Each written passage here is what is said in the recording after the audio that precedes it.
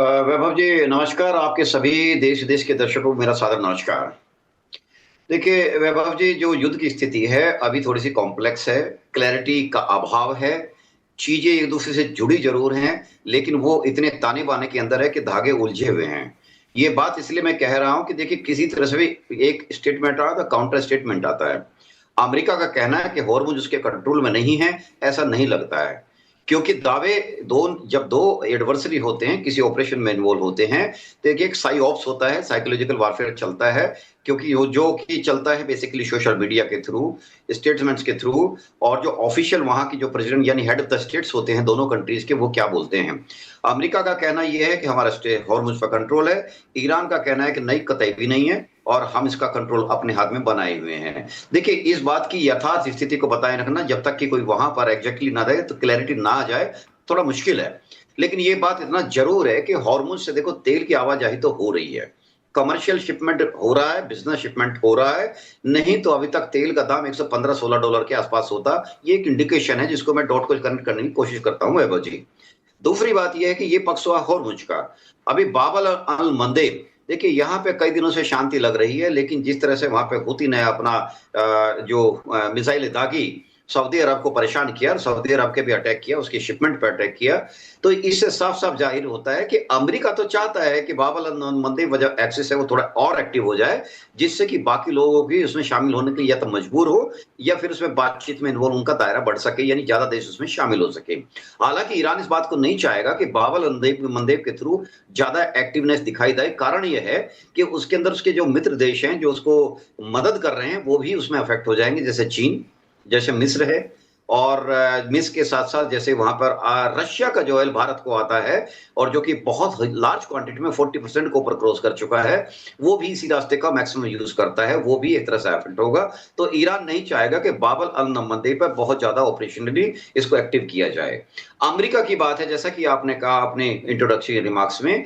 देखिए ट्रम्प साहब क्या कहते हैं क्या नहीं कहते हैं, देखिए इस बात को मेरे ख्याल से जो जियो पॉलिटिक्स को अच्छी तरह समझते हैं वो समझ चुके होंगे कि ट्रम्प साहब जो सोशल ट्रूथ पर लिखते हैं, जो वो स्टेटमेंट देते हैं, वो एक मात्र मनोरंजन से ज्यादा कुछ नहीं है।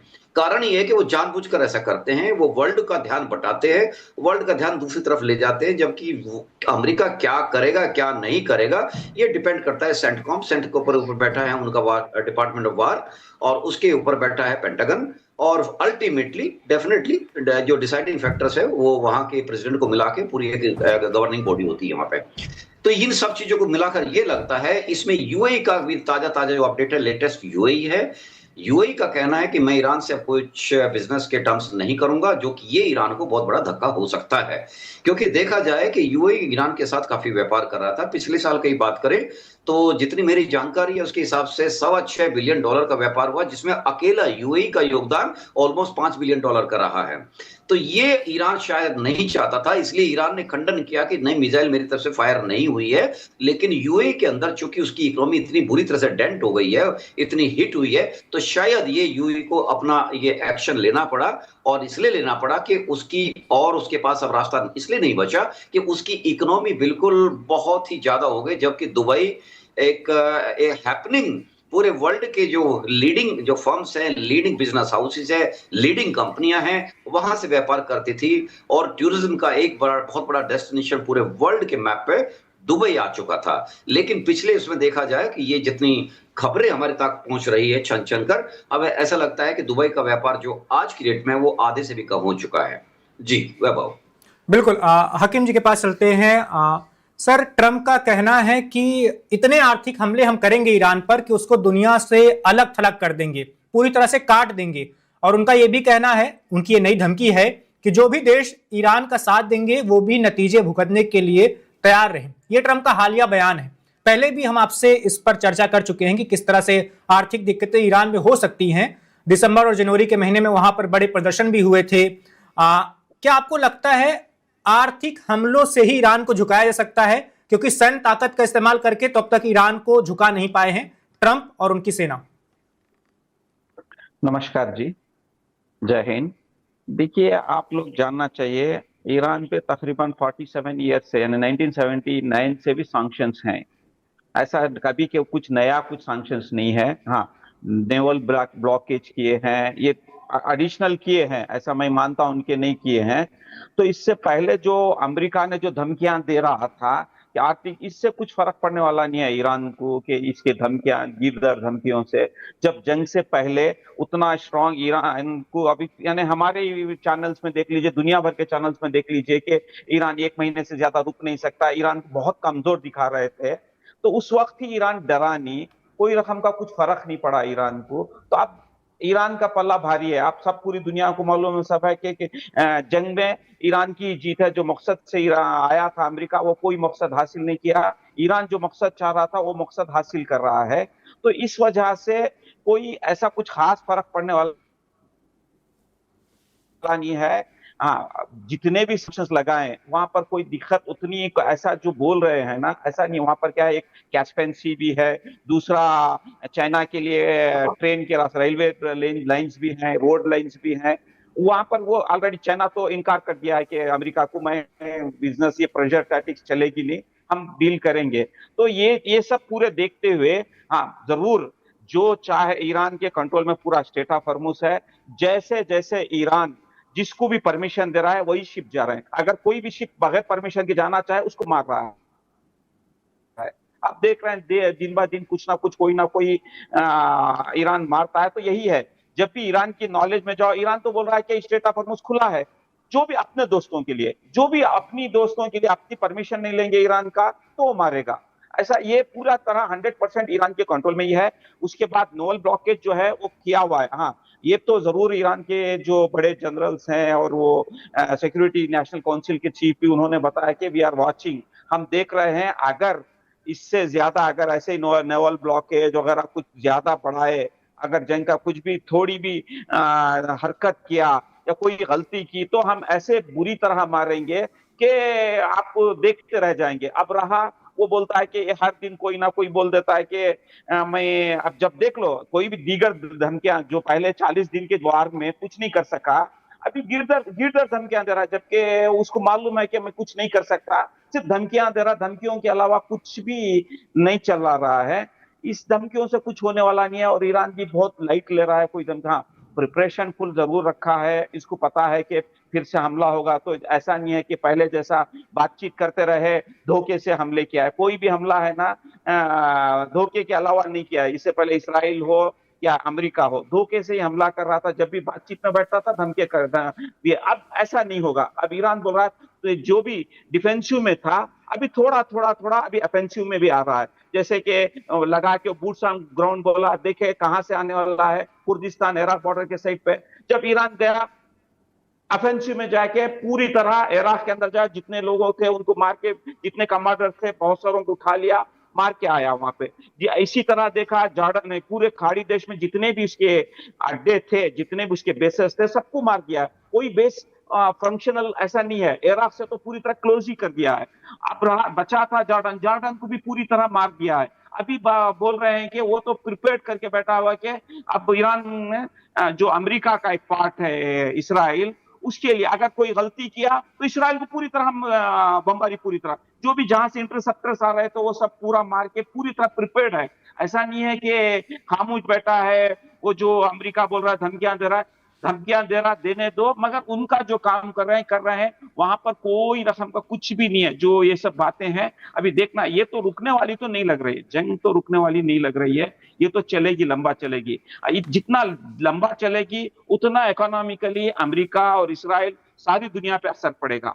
ये तो जरूर। अभी अगर उसके कंट्रोल में, अमेरिका के कंट्रोल में होता, तो वहां पर $1.5 गैलन से जाके $4.5-5 हो गया इसकी वहां की लोकल गैसोलीन वगैरह सब चीज के लिए। इसी तरह आप देख लीजिए, नेशनल डेप्थ है ना अमेरिका का, 40 ट्रिलियन चला गया, यानी कि लोएस्ट इन हिस्ट्री, यानी उसका डेप्थ। ये सब देखते हुए, यानी अमेरिका की जो इकोनॉमी टूट रही है, बर्बाद हो रही है, ये सब देख अमेरिका, देखिए अभी क्या है, कोई भी चीज है ना अमेरिका के लिए, ये नहीं है कि ईरान जाके अमेरिका को बर्बाद कर देगा, ऐसा नहीं है।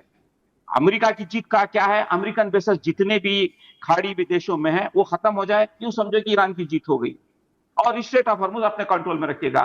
बस यही चाह रहा है ईरान, वो करके रहेगा। वो बोल रहा है कि दिस इज, वो एमओयू में यही कंडीशंस थे। अब वो साइन कर दिया। उस टाइम पे 40 दिन का जंग में उसको बाहर निकलना था, पाकिस्तान को बीच में डाल के। जब कमजोर हो रहा था, मालूम था उसके पास कोई मिसाइल्स वगैरह सब चीज की कमी हो रही थी, तो वो चीजों में मान लिया था।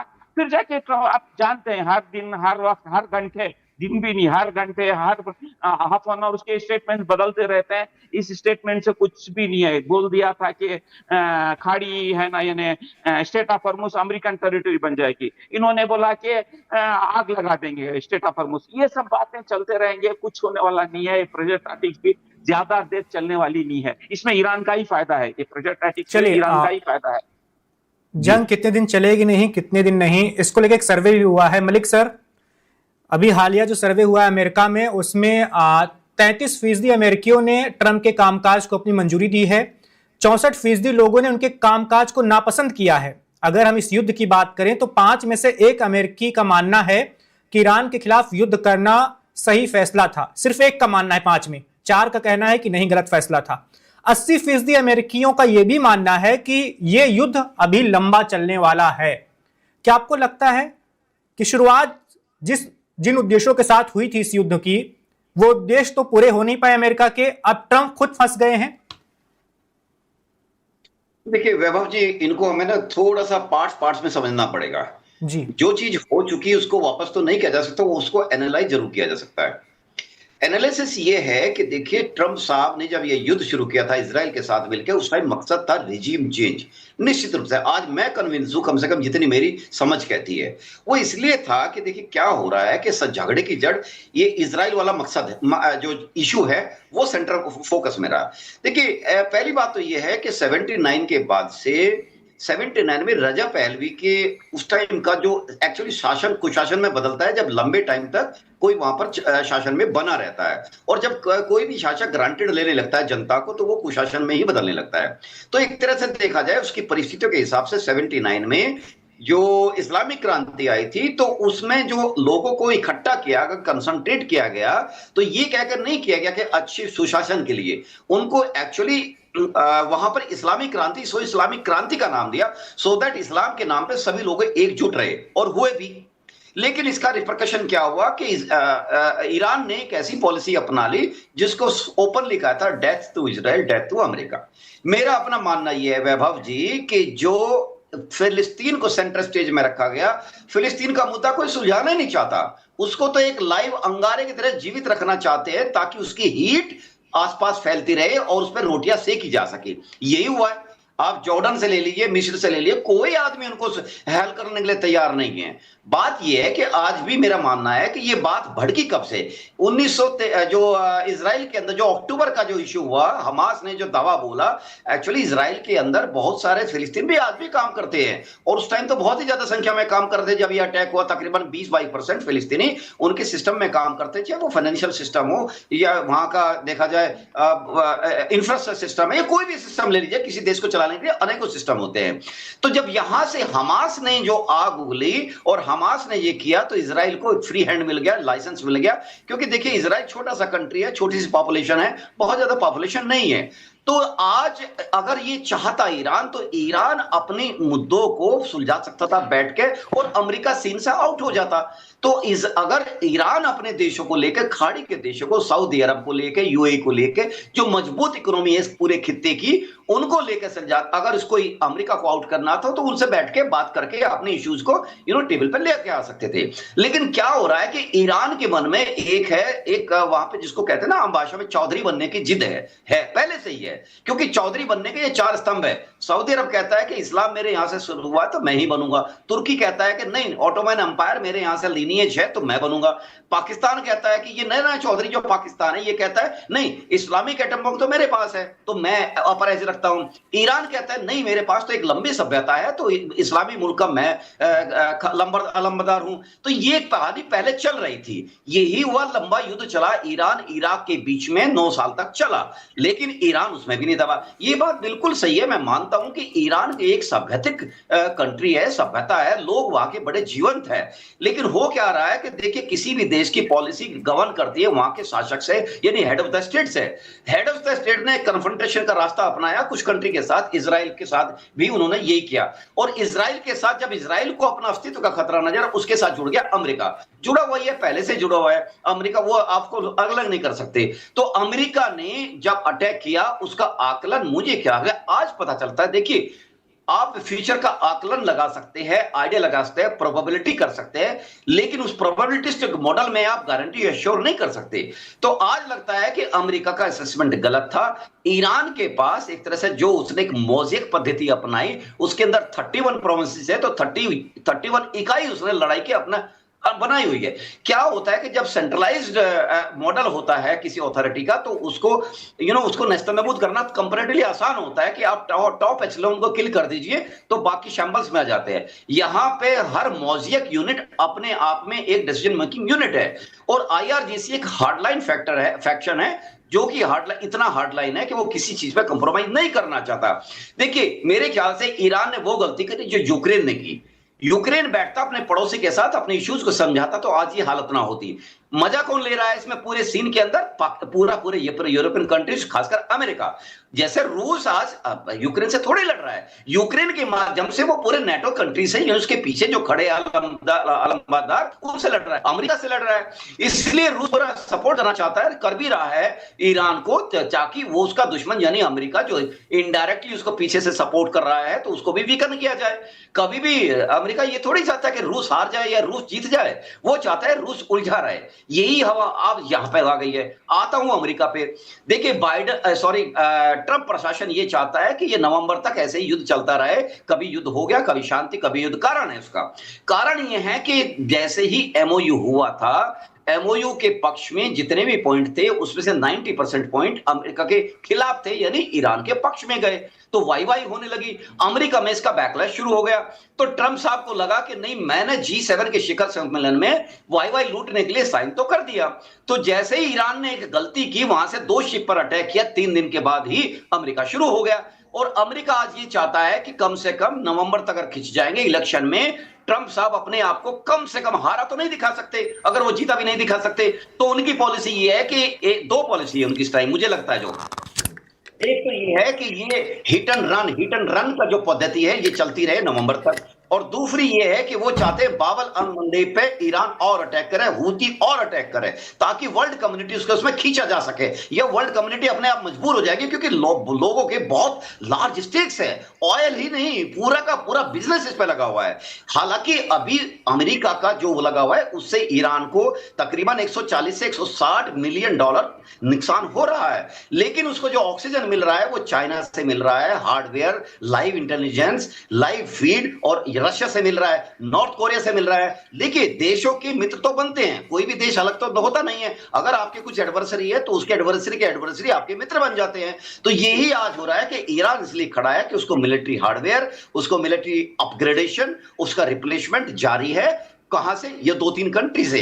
और दूसरी चीज ये है कि ईरान के खिलाफ जो अमेरिका का जो लॉबी है, अमेरिका इस टाइम अलग थलग इसलिए दिखता है कि क्योंकि ईरान अटैक नहीं कर रहा है। लेटेस्ट यही है कि यूएई ने टफ स्टैंड लिया है, जो कि मुझे लगता है ईरान को इकोनॉमिकली हिट करेगा। वर्ल्ड को तो इस पर प्रभाव पड़ेगा ही पड़ेगा, लेकिन सबसे ज्यादा इसका ईरान को भी प्रभाव पड़ेगा। जी वैभव जी। बिल्कुल। मलिक सर, एक छोटा सा सवाल आपसे और। हकीम रजा जी का कहना है कि युद्ध लंबा छिड़ेगा तो फिर अमेरिका और इजराइल को ज्यादा नुकसान होगा। आपके हिसाब से अमेरिका को लेकर जो तमाम खबरें आती हैं कि उसके मिसाइल डिफेंस सिस्टम में उतने ज्यादा इंटरसेप्टर बचे नहीं हैं, अगर ईरान हमला करेगा तो कैसे बचाव करेगा अमेरिका अपने सैन्य अड्डों की, क्या ये सब खबरें सच हैं?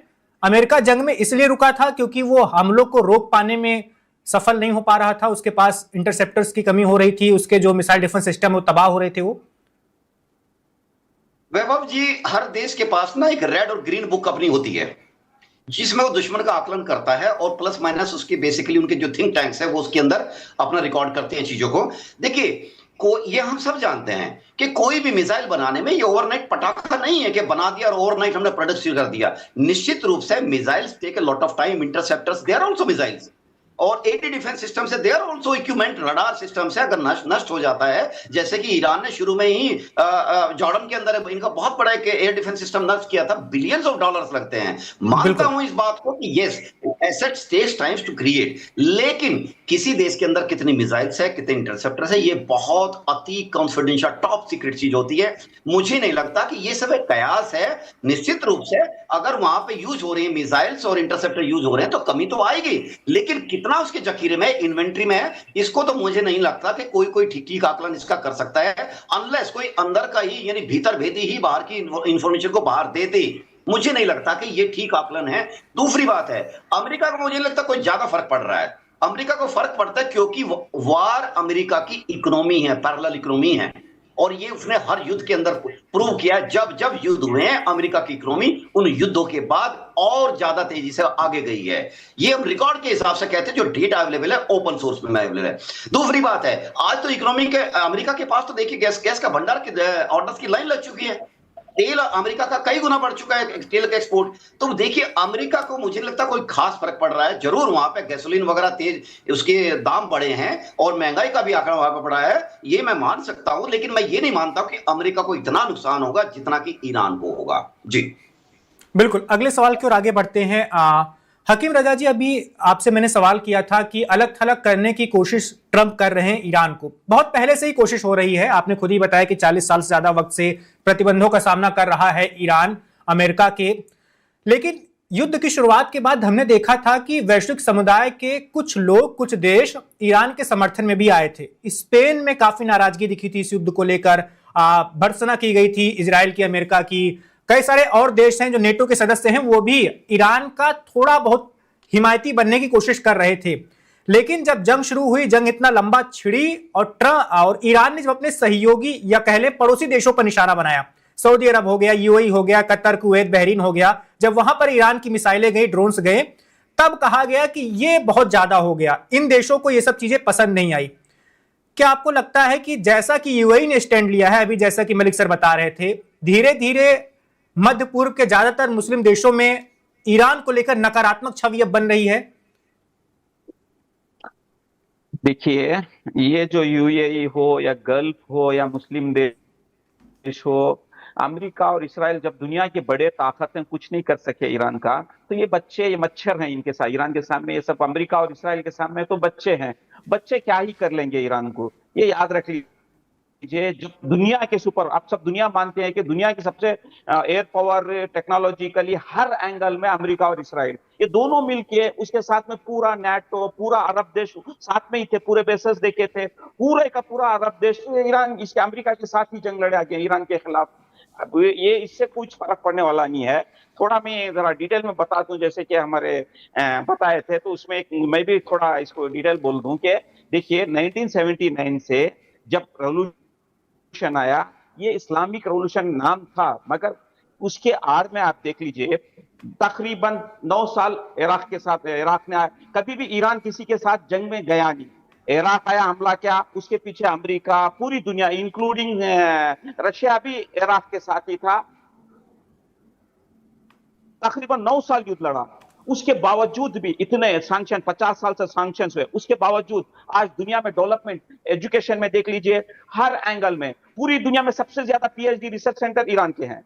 और पूरी दुनिया में, पूरे आईटी में ले लो, बीटी में ले लो, नैनो टेक्नोलॉजी, आईक्यू में ले लो, पूरे के पूरे कोई भी एंगल में आप देख लीजिए, 79 से पहले जीरो था, आज हर एंगल में वहां पर लिटरेसी रेट देख लीजिए 99% है। हर एंगल में इतना ज्यादा वो डेवलप किए हैं, और उनका एक ही पॉलिसीज बने हुए हैं। वहां का मुल्क का जो आइन होता है ना, आइन में लिखा हुआ है कि जालिम के खिलाफ डट के फाइट करना है, मजलूम का साथ देना।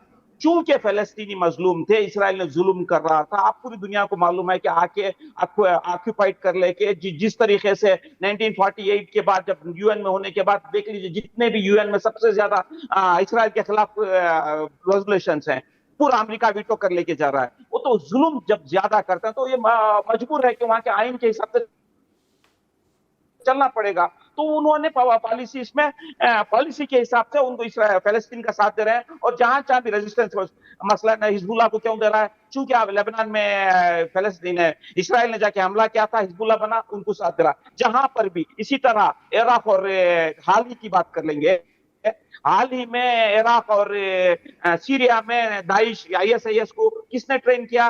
तुर्की, अमेरिका, इसराइल, इन्होंने ही ट्रेन करके भेजा था।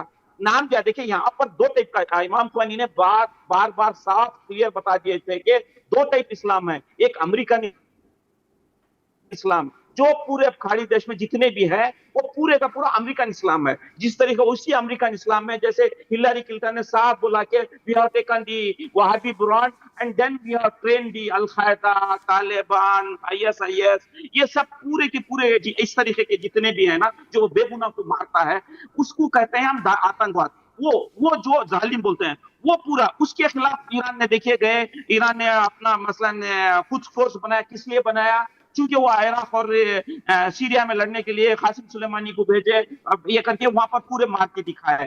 तो इन्होंने जहां पर भी जुल्म हो रहा है, जुल्म के खिलाफ जाके लड़ रहे हैं। एक इसीलिए देखिए डे फर्स्ट से भी क्यों ईरान में अमेरिका और इसराइल के खिलाफ बोल रहे हैं, चूंकि शैतान है। क्योंकि आप देख लिया, अब स्टीम फाइल में तो देख लिया, जितनी जुल्म, जितनी भी 11 साल के बच्चों को रेप कर रहे हैं, बच्चों को भून के खा रहे हैं, ह्यूमन को भून के खा रहे हैं, अपना खुल के देख लिया। यानी जुल्म यानी कितना, यानी कि आप देख रहे हैं कि आप देख भी नहीं सकते। स्टीम फाइल्स का देख रहे हैं ना, अमेरिका और इसराइल, उसमें एक भी नाम बताइए ये ईरान का कोई नहीं है। आप इंटरनेशनल क्रिमिनल कोर्ट में देखिए, आप पूरे इसराइली नेतन्याहू से लेके सबके खिलाफ वारंट है, एक भी ईरान का बताइए नहीं है। जो जालिम है ना, इसी तरह आज भी पूरी दुनिया में, यूरोप में हो, अमेरिका में हो, सबके सब मैक्सिमम पॉपुलेशन है ना, पब्लिक है ना, ईरान के साथ है। क्यों? वजह क्या? जो फ्री फलस्तीन के चक्कर में हो या वार के, ईरान के खिलाफ वार हो, क्योंकि जालिमाना पॉलिसीज चलने वाले नहीं है। ईरान ने भी ये देख लिया, वो देखा कि ये इन लोगों को कौन सी लैंग्वेज जानते हैं, पावर की लैंग्वेज, ताकत की लैंग्वेज। तो ताकत बनाना, 40 सालों में ताकत पूरी तरह बनाया। और देखा बाजू पड़ोसियों में, देखा अफगानिस्तान में, देखा इराक में, देखा 2000 में, सब जिस तरीके से अमेरिका आया तो बोला कि हमें भी एक ना एक दिन हमारे ऊपर ये प्रॉब्लम आने वाली है। तो इसलिए इन्होंने प्रिपरेशन किया, सिर्फ मिलिट्री में नहीं, ऑल फील्ड्स में। आज जमाना क्या है? टेक्नोलॉजी का है। टेक्नोलॉजी में इतना आगे बढ़ गए हैं, वो बोल रहे हैं कि आओ अब हम टेक्नोलॉजी में उन्हीं के ड्रोन्स, उन्हीं को पूरी तरह उतार के दिखाया, अमेरिका के ड्रोन उतार के फिर डी इंजीनियरिंग किए। ये ईरान की जो टेक्नोलॉजिकल, जो हर एंगल में ईरान ने जितना डेवलप किया है, अमेरिका कुछ भी नहीं कर सकता, मजबूर है। वो बोल रहे हैं अब क्या है, गीता धन क्या, सिविलाइजेशन को उड़ा दूंगा, ब्रिजेस को उड़ा दूंगा। ये कोई जंग में है ही नहीं। आओ भाई लड़ना है तो मिलिट्री से लड़ो, इनसे इससे लड़ो, नहीं ब्रिजेस उड़ाऊंगा, पानी के इसमें उड़ा दूंगा। यानी ये इससे आप साफ जाहिर होता है कि कितना जालिम है और कितना वो हार चुका है। न्यूक्लियर यूज करूंगा, आज के दौर में कौन बोल सकता है न्यूक्लियर यूज करूंगा? ये है क्या दुनिया के कोई कानून में? तो देखिए ऐसे तरीके के जो स्टेटमेंट आ रहे हैं ना, तो इससे साफ जाहिर हो रहा है कि क्या, तो इसमें पूरी दुनिया के हुकूमतें, चलो अभी नहीं है, पहले से उस जमाने से भी क्या है, जिसकी लाठी उसकी भैंस। अब लाठी पहले से क्या था, अमेरिका के पास तो अब खत्म हो गया, उसके पास सुपर पावर है भी नहीं, कुछ भी नहीं है। तो अब ईरान पावरफुल बन रहा है, तो अब पूरे देशों को चाहिए, आप पॉलिसीज भी बदल जाएंगे। पूरी दुनिया के पॉलिसीज नेशनल इंटरेस्ट देखते हैं, वो इंक्लूडिंग इंडिया हो, कहीं पर भी हो, जो जीतता है उसी के साथ जाता है। इसीलिए जीत के दिखा रहे हैं कि हम जीतेंगे, इसीलिए स्टेट ऑफ हॉर्मुज उन्हीं के कंट्रोल में रखे हैं कि जो जीतता वही हिस्ट्री लिखता है। तो इसीलिए ईरान अब पीछे हटने वालों में से नहीं है। एक छोटा सा देश इतना टक्कर दे सकता है, 40 दिन में ये कर सकता है, तो आप आगे, अब इसके बाद अगर होगी तो ईरान पूरी तरह प्रिपेयर्ड है, वो फुल्ली प्रिपेयर्ड है कि पता है और होगा, हमें इसके साथ लड़ना है। पूरा रीजनल पूरे फोर्सेस, वो हुती सोच, कहां पर भी ईरान ने पूरे रेजिस्टेंस फोर्स को रोक के रखा है। हुतीस ने बोल रहे थे कि वाक और भी सऊदी अरबिया पूरा वाक कर देते हैं, तो ईरान ने बोला नहीं, जल्दी नहीं, आराम से। पता है, देख लीजिए आप, हर जंग में अमेरिका को फायदा होता था, इस जंग में क्यों 40 ट्रिलियन कैसे घाटे में आ गया? उन्हीं की रिपोर्ट है। तो इकोनॉमी डाउन हो रही है ना, बर्बाद हो रही है ना। Subscribe to One India and never miss an update. Download the One India app now.